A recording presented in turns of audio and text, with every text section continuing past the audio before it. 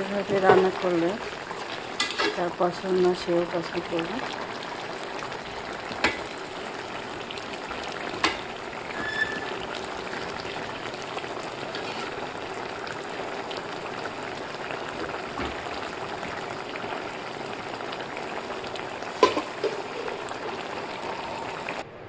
এই তো সেই চিংড়ির বড়া দিয়ে লাউ রান্না।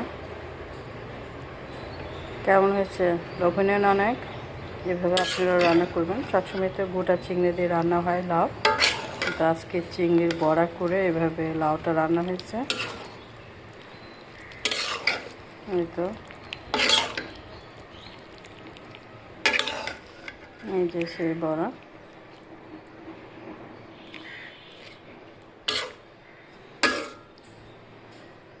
এই স্বাদ হয়েছে, আপনারা এইভাবে রান্না করে খাবেন। এই তো সবাইকে ধন্যবাদ। সবাই ভালো থাকবেন, সুস্থ থাকবেন, সাবধানে থাকবেন। আসসালামু আলাইকুম।